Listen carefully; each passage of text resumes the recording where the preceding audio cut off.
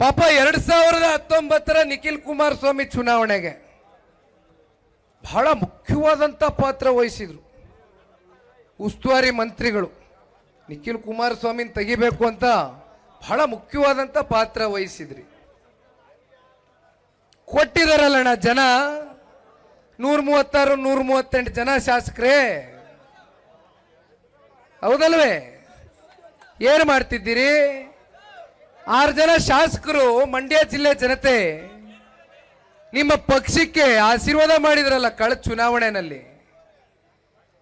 ಮತ್ತೊಬ್ರು ಪಾಪ ರಾಮನಗರ ಜಿಲ್ಲೆಯಲ್ಲಿ ಒಬ್ರು ಮಹಾನ್ ನಾಯಕರಿದ್ದಾರೆ.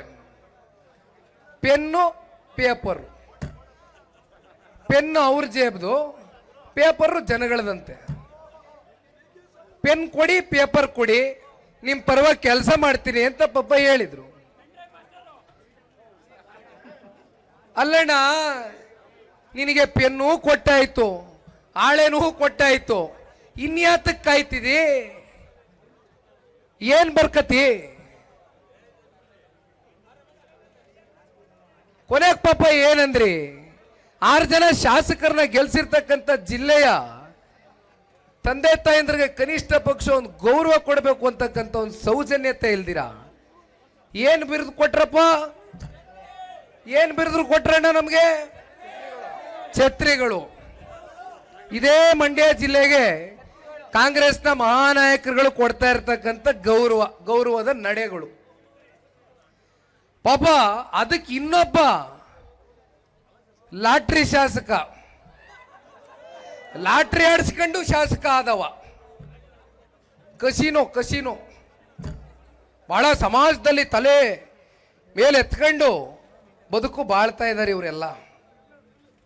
ಅಂತವನು ಒಬ್ಬ ಮಹಾನುಭಾವ ಶಾಸಕ. ಅದಕ್ಕೆ ಸಮಜಾಯಿಸಿ ಕೊಟ್ರು. ಛತ್ರಿಗಳಂದ್ರೆ ಏನು ಅರ್ಥ? ಛತ್ರಿಗಳಂದ್ರೆ ಆತನ ಅರ್ಥದಲ್ಲಿ ಬುದ್ಧಿವಂತರಂತೆ, ಪ್ರಜ್ಞಾವಂತರಂತೆ. ಅಲ್ಲ ರೀ ಸ್ವಾಮಿ, ರಾಜಕಾರಣವನ್ನ ಇಡೀ ರಾಜ್ಯದಲ್ಲಿ ಅರ್ದು ಕುಡಿದಿರ್ತಕ್ಕಂಥ ಜಿಲ್ಲೆ ಯಾವ್ದಾದ್ರು ಅದು ಮಂಡ್ಯ ಜಿಲ್ಲೆ ಕಣ್ರಿ. ಮಂಡ್ಯ ಜಿಲ್ಲೆ ಜನತೆಗೆ ನೀವು ರಾಜಕಾರಣವನ್ನ ತೋರಿಸ್ತೀರಾ? ಮಂಡ್ಯ ಜಿಲ್ಲೆ ಹುಟ್ಟಿರ್ತಕ್ಕಂಥದ್ದೇ ಹೋರಾಟದ ಹಿನ್ನೆಲೆಯಲ್ಲಿ. ಎಂತೆಂಥ ಹೋರಾಟಗಾರರು ಇವತ್ತು ಮಂಡ್ಯ ಜಿಲ್ಲೆಯನ್ನು ಪ್ರತಿನಿಧಿಸಿದ್ದಾರೆ.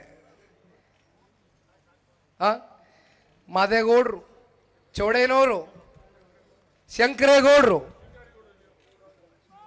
ಸಿಂಗಾರಿಗೌಡರು, ಮಳವಳ್ಳಿಯ ಇಲ್ಲಿಯ ನಾಗಮಂಗಲದ ಸಿಂಗಾರಿಗೌಡರು, ಅಂತಂತ ಮಹಾನುಭಾವರು ಹೋರಾಟದ ಹಿನ್ನೆಲೆಯಲ್ಲಿ ಸ್ಥಾಪನೆ ಮಾಡಿರ್ತಕ್ಕಂಥ ಈ ಜಿಲ್ಲೆ, ಇಲ್ಲಿ ನಿಂತ್ಕೊಂಡು ನೀವು ಇವತ್ತು ಛತ್ರಿ ಅಂತ ಪಾಪ ನಮ್ಮ ಮಂಡ್ಯ ಜಿಲ್ಲೆ ಜನತೆಗೆ ಬಿರುದು ಕೊಡ್ತಿರಲ್ಲ, ಕಾಳ ಬಾಲ ದೂರ ಇಲ್ಲ. ಅದಕ್ಕೆ ಈಗಾಗಲೇ ಉತ್ತರ ಕೊಟ್ಟು ಬಿಟ್ಟಿದ್ದೀರಿ. ಒಮ್ಮೆ ಇನ್ನೂ ದಿಟ್ಟವಾದಂತ ಉತ್ತರ ಕೊಡ್ತಕ್ಕಂಥ ದಿನ ಬಹಳ ದೂರ ಇಲ್ಲ. 18ರಲ್ಲಿ ಕುಮಾರಣ್ಣನ ಮುಖ್ಯಮಂತ್ರಿಗಳಾಗಿ ನೋಡಬೇಕು ಅಂತ 7ಕ್ಕೆ ಗೆಲ್ಲಿಸಿದ್ರಿ. ಕುಮಾರಣ್ಣನ ಕೇಂದ್ರದಲ್ಲಿ ಸಚಿವರಾಗಿ ಕಾಣಬೇಕು ಅಂತಕ್ಕಂಥ ಹಿನ್ನೆಲೆಯಲ್ಲಿ ಅತ್ಯಂತ ಪ್ರಚಂಡ ಬಹುಮತ, ಹತ್ರ 50,000 ಮತಗಳ ಬಹುಮತದಿಂದ ಸನ್ಮಾನ್ಯ ಕುಮಾರಣ್ಣ ಅವರಿಗೆ ಆಶೀರ್ವಾದ ಮಾಡಿದ್ದೀರಿ. ಜನತಾದಳ ಪಕ್ಷ ಮುಗಿದೇ ಹೋಯ್ತು ಅಂದ್ರು. ಎಲ್ಲಿದೆ ಜನತಾದಳ ಪಕ್ಷ ಈ ರಾಜ್ಯದಲ್ಲಿ ಅಂದ್ರು.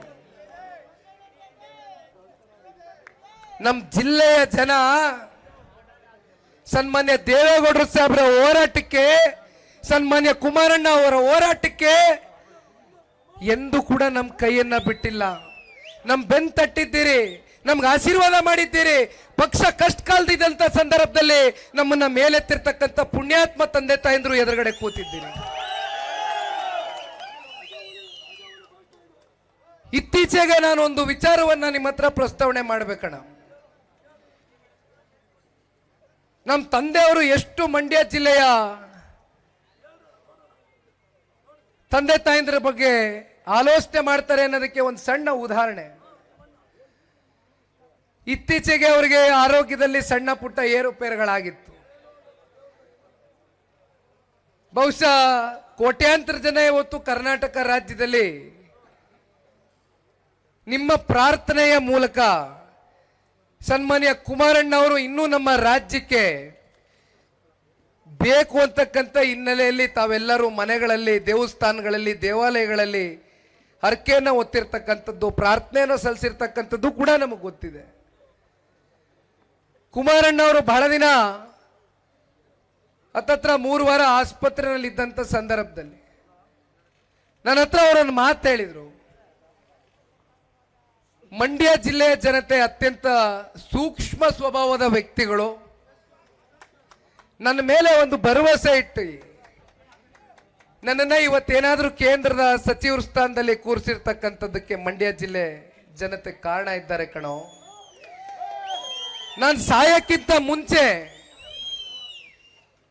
ಜಿಲ್ಲೆಯಲ್ಲಿ ಅಭಿವೃದ್ಧಿಯ ಹೆಸರಲ್ಲಿ ಸಾಕಷ್ಟು ಜನ ಅಧಿಕಾರವನ್ನು ನಡೆಸಿರ್ತಕ್ಕಂಥ ಹಿಂದಿನ ಸರ್ಕಾರಗಳು, ನಾಯಕರುಗಳೇನಿದ್ದಾರೆ, ಆದರೆ ಇವತ್ತು ಅನೇಕ ಸಂದರ್ಭದಲ್ಲಿ ಸನ್ಮಾನ್ಯ ಕುಮಾರಣ್ಣ ಅವರಿಗೆ ಆಶೀರ್ವಾದವನ್ನು ಮಾಡಿದ್ದೀರಿ, ನಮ್ಮ ಅಭ್ಯರ್ಥಿಗಳಿಗೆ ಶಾಸಕರಾಗಿ ಮಾಡಿದ್ದೀರಿ.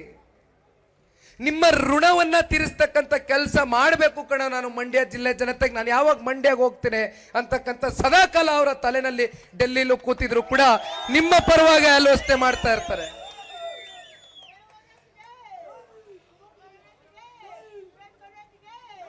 ಒಂದು ಮಾತನ್ನ ಹೇಳ್ತೇನೆ,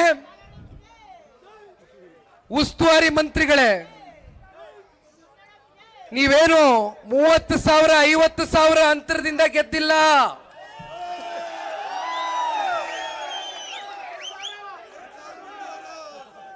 ಬಹುಶಃ ಮುಂದಿನ ಸಾರ್ವತ್ರಿಕ ಚುನಾವಣೆಯಲ್ಲಿ ಈ ಕ್ಷೇತ್ರ ಬಿಟ್ಟು ಮರೆಮಾಚಿಕೊಂಡ್ರು ಏನು ಆಶ್ಚರ್ಯ ಪಡಬೇಕಾಗಿಲ್ಲ. ಆ ಲೆಕ್ಕಾಚಾರವೂ ಪಾಪ ನಡೀತಾ ಇದೆ. ಬೇರೆ ಇನ್ನೊಂದು ಕ್ಷೇತ್ರದ ಕಡೆ ಎಲ್ಲಿ ಕಣ್ಣು ಹೋಗದೆ ಅಂತನೂ ಗೊತ್ತಿದೆ. ಯಾಕೆ ಪಾಪ ನಾಗಮಂಗಲ ತಾಲೂಕಿನ ಜನತೆ ಮೇಲೆ ಇಷ್ಟು ಬೇಗ ವಿಶ್ವಾಸ ಕಳ್ಕೊಬಿಟ್ರ? ಹಂಗೆ ಹಿಂಗೆ ಗೆದ್ಬಿಟ್ಟೆ, ಹೆಚ್ಚು ಕಮ್ಮಿ ಒಂದು 2-3 ಸಾವಿರದಲ್ಲಿ ಗೆದ್ಬಿಟ್ಟಿದ್ದೀನಿ ಕಣಪ್ಪ. ಪ್ರತಿದಿನ ಬೆಳಗ್ಗೆ ಎದ್ರೆ ಗಿಂಟ್ಗನ್ ನೋಡ್ಕೋತಾರೆ ಅನ್ಸುತ್ತೆ ಮೋಸ್ಟ್ಲಿ. ಅದು ಹೆಂಗ್ ಗೆದ್ದೆ 3,000ದಲ್ಲಿ ಅಂತ. 2,000 ನೀವು ನಡ್ಕೊಳ್ತಾ ಇರ್ತಕ್ಕಂಥ ರೀತಿ, ಉಸ್ತುವಾರಿ ಮಂತ್ರಿಗಳೇ, ನಿಮ್ಮ ಈ ದರ್ಪ, ಈ ದೌರ್ಜನ್ಯ, ನಿಮ್ಮ ಅಹಂಕಾರ, ಇದನ್ನ ನಾಗಮಂಗಲ ತಾಲೂಕಿನ ಜನ ನಿಮ್ಗೆ ಮನೆ ಕಳಿಸ್ತಕ್ಕಂಥ ದಿನ ಬಹಳ ದೂರ ಇಲ್ಲ ಅಂತಕ್ಕಂಥದ್ನ ಹೇಳ್ಬೇಕಾಗ್ತದೆ. ಕಂಡ JDS ಕಾರ್ಯಕರ್ತರ ಮೇಲೆ FIR ಹಾಕೋದು, NCR ಬುಕ್ ಮಾಡೋದು, ಎದುರಿಸೋದು, ಬೆದರಿಸೋದು ನಿಮ್ ಪಕ್ಷಕ್ಕೇನಿದೇನು ಹೊಸ್ತಲ್ಲ ಬಿಡಿ. ನಿಮ್ ಪಕ್ಷದಲ್ಲಿ ಕೂತ್ಕೊಂಡು ಇವತ್ತು ರಾಜ್ಯದ ಚುಕ್ಕಾಣಿ ಉಪಮುಖ್ಯಮಂತ್ರಿಗಳ ಹಿನ್ನೆಲೆ ಬಿಚ್ಚು ನೋಡಿದಾಗ ನಿಮ್ಮ ಹಿನ್ನೆಲೆ ಎಂಥದ್ದು, ನೀವು ಬಂದಿರತಕ್ಕಂಥ ನಿಮ್ಮ ಸಂಸ್ಕೃತಿ ಎಂಥದ್ದು ಅಂತಕ್ಕಂಥದ್ದು ಗೊತ್ತಾಗುತ್ತೆ. ನಿಮ್ಮ ಹತ್ರ ಇನ್ನೇನು ನಿರೀಕ್ಷೆ ಮಾಡ್ಲಿಕ್ಕಾಗ್ತದೆ? ಇದೇ ಕುಮಾರಣ್ಣ ಅವರು 2 ಬಾರಿ ಈ ರಾಜ್ಯದ ಮುಖ್ಯಮಂತ್ರಿಗಳಾಗಿ ಆಡಳಿತ ಮಾಡಿದ್ರು. ಒಂದು ದಿನ ಅವರ ಅಧಿಕಾರವನ್ನ ದುರುಪಯೋಗ ಮಾಡ್ಕೊಂಡಿಲ್ಲ, ಒಂದು ದಿನ ಅಧಿಕಾರದಲ್ಲಿ ಹಸ್ತಕ್ಷೇಪವನ್ನ ಮಾಡಿಲ್ಲ. ನಮ್ಮ ಜಿಲ್ಲೆನಲ್ಲೂ ಕುಮಾರಣ್ಣ ಅವರು 4 ಬಾರಿ ರಾಮನಗರದಲ್ಲಿ ಶಾಸಕರು, 2 ಬಾರಿ ಚನ್ನಪಟ್ಟಣದಲ್ಲಿ ಶಾಸಕರು. ಕೇಳಿ ಬಂದು ಕಾಂಗ್ರೆಸ್ನ ಕಾರ್ಯಕರ್ತರುಗಳಿಗೆ, ಬಿಜೆಪಿಯ ಕಾರ್ಯಕರ್ತರುಗಳಿಗೆ ಏನಾದ್ರೂ ಕಾರ್ಯಕರ್ತರುಗಳು ಪರಸ್ಪರ ಜಗಳ ಮಾಡ್ಕೊಂಡ್ಬಿಟ್ಟಿದ್ರೆ ಪೊಲೀಸ್ ಅವ್ರು ಫೋನ್ ಮಾಡಿದ ಕುಮಾರಣ್ಣನಿಗೆ, ಬೇಡ ಕಣ್ರಪ್ಪ, ಎಲ್ಲ ನಮ್ಮ ಜಿಲ್ಲೆ ಜನವೇ, ಯಾವ ಪಕ್ಷನಾರು ಇರಲಿ, ದಯವಿಟ್ಟು ತಿದ್ದಿ ಬುದ್ಧಿಯಲ್ಲಿ ಕಳಿಸ್ರಿ, ಇವೆಲ್ಲ ಕೇಸ್ ಬುಕ್ ಮಾಡ್ತಕ್ಕಂಥದ್ದು ರಾಜಕೀಯವಾಗಿ ಮತ್ತೊಬ್ಬರು ಮುಗಿಸ್ಬೇಕು ಅಂತ. ಓಹೋ, ಏನಪ್ಪ 2 ವರ್ಷದಿಂದ ನೀವು ನಡ್ಕೊಂಡಿರ್ತಕ್ಕಂಥ ರೀತಿ. ಸ್ವತಂತ್ರವಾಗಿ ಕೆಲಸ ಮಾಡಬೇಕಾಗಿರ್ತಕ್ಕಂಥ ಸಂಸ್ಥೆಗಳನ್ನ ನಿಮ್ಮ ಹತೋಟಿಗೆ ತಗೊಂಡು, ಪಾಪ ನಮ್ಮ ಕತೆ ಬಿಡಿ, ವಿರೋಧ ಪಕ್ಷದವ್ರ ಕತೆ ಬಿಡಿ, ನಿಮ್ಮ ಸ್ವಂತ ಪಕ್ಷದಲ್ಲಿ ಮಂತ್ರಿಗಳಾಗಿರ್ತಕ್ಕಂಥವ್ರು ವಿಧಾನಸಭೆಯ ಮಂಡಲದಲ್ಲಿ ನಿಂತ್ಕೊಂಡು ಸೆಷನ್ ನಡಿಬೇಕಾರೆ ಹನಿ ಟ್ರ್ಯಾಪು ಅಂತಾರೆ. ಮಂತ್ರಿಗಳು, ಪ್ರಭಾವಿ ಮಂತ್ರಿಗಳು, ಅವರು ಹನಿ ಟ್ರ್ಯಾಪು, ಮನಿ ಟ್ರ್ಯಾಪು, ಜನಗಳಿಗೆ ತೆರಿಗೆ ಟ್ರ್ಯಾಪು. ಒಟ್ಟಾರೆಯಾಗಿ ಟ್ರ್ಯಾಪ್ನಲ್ಲಿ ಇಟ್ಬಿಟ್ಟಿದ್ದೀರಿ ಎಲ್ರು. ಯಾರು ಉಸಿರಾಡಂಗಿಲ್ಲ. ಹೇಳ್ತಾರೆ ಪಾಪ, ನೀವು ಅಲೋ ಅಂದ್ರೆ ಅಲೋ ಅಂತಾರಂತೆ. ಅಲೋ ಅಂತ ಅನಿಸ್ತವ್ರು ಯಾರು? ಅದ್ರ ಹಿಂದಿನ ಮಹಾನ್ ಭಾವ ಯಾರು? ಅದೇ ಹೇಳ್ಬೇಕಲ್ವೇ? ನಾಚಿಕೆ ಆಗೋದಿಲ್ವೇ ನಿಮಗೆ? ಈ ರಾಜ್ಯದ ಇತಿಹಾಸವನ್ನ ಇವತ್ತು ಕಪ್ ಚುಕ್ಕೆ ತಗೊಂಡು ಬರ್ತಕ್ಕಂಥ ನಿಟ್ಟಿನಲ್ಲಿ ನಡ್ಕೊಳ್ತಾ ಇದ್ದೀರಲ್ಲ ಉಪಮುಖ್ಯಮಂತ್ರಿಗಳೇ. ಈ ರಾಜ್ಯದ ಗೌರವನ್ನ ಕಾಪಾಡಿ. ಎಂತೆಂಥ ಧೀಮಂತ ನಾಯಕರುಗಳು ಈ ರಾಜ್ಯವನ್ನ ನಡೆಸಿದ್ದಾರೆ. ಕೇವಲ 2.5 ವರ್ಷದಲ್ಲಿ ನಿಮ್ ಕುರ್ಚಿ ಭದ್ರಪಡಿಸ್ಕೊಳ್ಳೋಕ್ಕೋಸ್ಕರ ನಿಮ್ಮ ಸ್ವಪಕ್ಷೀಯರೇ ಪಾಪ 6 ಬಾರಿ 7 ಬಾರಿ ಶಾಸಕರಾಗಿರ್ತಕ್ಕಂಥವ್ರು. 1 ಬಾರಿ 2 ಬಾರಿ ಅಲ್ಲ.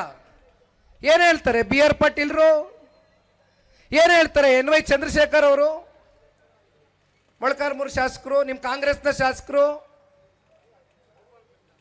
ಗೋಪಾಲ್ ಕೃಷ್ಣ ಅವರು, ಸಾರಿ ಕಾಗೆ ಅವ್ರು ಏನ್ ಹೇಳ್ತಾರೆ? ಜನ ನಮ್ಮನ್ನು ಗೆಲ್ಲಿಸ್ಬಿಟ್ಟವ್ರೆ, ಹೋದ್ರೆ ಹಳ್ಳಿಗಳಲ್ಲಿ ಪ್ರಶ್ನೆ ಮಾಡ್ತಾವ್ರೆ, ರಸ್ತೆ ಹಾಕ್ಸ್ರಿ, ಚರಂಡಿ ಮಾಡಿಸ್ರಿ, ಶಾಲೆ ಕಟ್ಟಡದಲ್ಲಿ ನೀರು ಸೋರ್ತಾ ಇದೆ ಕಣ್ರಿ, 10 ರೂಪಾಯಿ ಪುಡ್ಗ್ಯಾಸ್ ತಗೊಂಬಂದು ಏನಾದ್ರೂ ಅನುದಾನ ಅಂತಕ್ಕಂಥದ್ದು ಅಭಿವೃದ್ಧಿ ಅಂತಕ್ಕಂಥದ್ದು ತೋರಿಸ್ರಿ ಅಂತ ಜನ ತೂಚಿ ಅಂತ ಉಗಿತಾವ್ರೆ ನಮಗೆ. ಸ್ವಾದಿಷ್ಟತೆಯ ಸ್ವಾದ, ತಾಜಾತನದ ಆಹ್ಲಾದ, ಉತ್ತಮ ಆರೋಗ್ಯ ಮತ್ತು ಹೆಚ್ಚಿನ ರೋಗ ನಿರೋಧಕ ಶಕ್ತಿಯ ವೃದ್ಧಿಗೆ ಈಗ ನಿಮಗೆ ಸಿಗುತ್ತಿದೆ ಉತ್ತಮ ಗುಣಮಟ್ಟದ ಪೌಷ್ಟಿಕಾಂಶ Shri Vaidik millet health mix. ಇದು ಸಿರಿಧಾನ್ಯಗಳ ಸಂಪತ್ತು.